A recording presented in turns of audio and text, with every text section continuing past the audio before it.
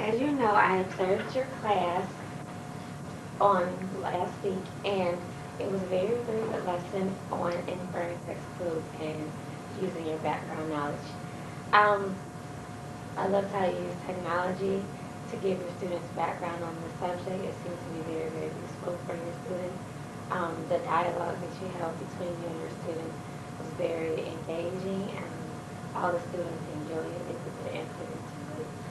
Um, and also you use, I'm sorry, and then you gave students very encouraging feedback when they were telling you, when you asked them questions, you gave them very, very good feedback, and you answered their questions.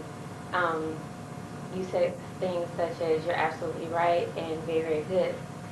While discussing trains, you asked higher order thinking questions, which was very beneficial to your students to get them prepared for the story that you all were going to read. You allow students to have peer and peer discussions.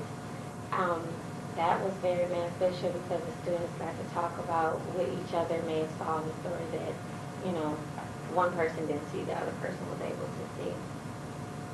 When you transition from the desk to the carpet area, um, I would suggest maybe, you manage your tables by calling them separately. You said table one comes to the carpet, table two comes to the carpet, which is very, very good routine for your students to get used to, and it keeps down on the noise and the traffic. When you read your text aloud, you stop periodically, and you said, for example, you read part of a sentence, then you stop, and then you let them give the little word or whatever, so that makes sure that they're engaged into the stories and they're keeping up with you. So that was very, very good.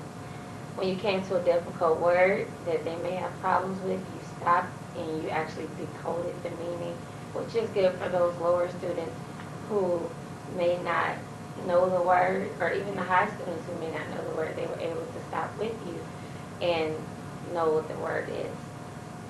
When having a read aloud, I recommend that, like the disruptive students, you let them sit at their desk instead of coming to the carpet. I recommend maybe having them have more leadership roles, like passing out the post-it notes or passing out the pencils and turning the pages with you, like kind of sitting right next to you so you can kind of monitor what they're doing, and then they're still being engaged, because I didn't know if the boys who were sitting at the tables really weren't part of the lesson. Um, when the reading specialist came into your room, um, as we previously discussed, she needs to have a group of students that she works with, not just sits next to.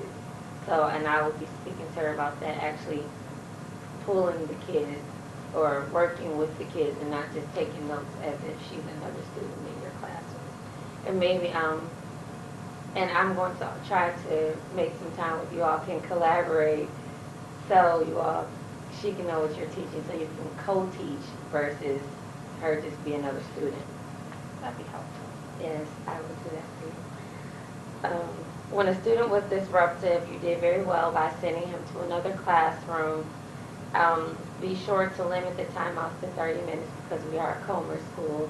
So if he's going to another classroom, 30 minutes. And then I did like how you sent him to another reading class, so he's still getting reading instruction and not just anything. Um, you modeled to students how to read with fluency and expression, which was great.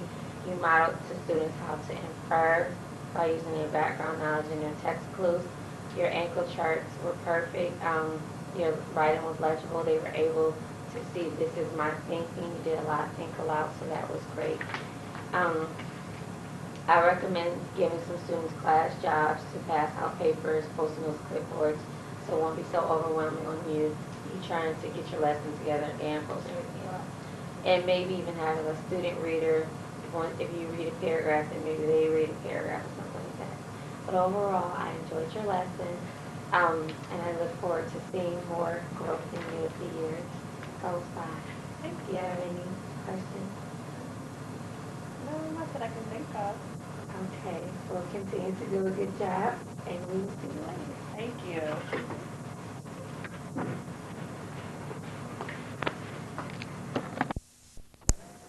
What up, though? It's your boy. Haven't been on here in a minute. Just expect more footage coming soon. God Swab. Mixtape Volume 3. It's coming out Christmas '07.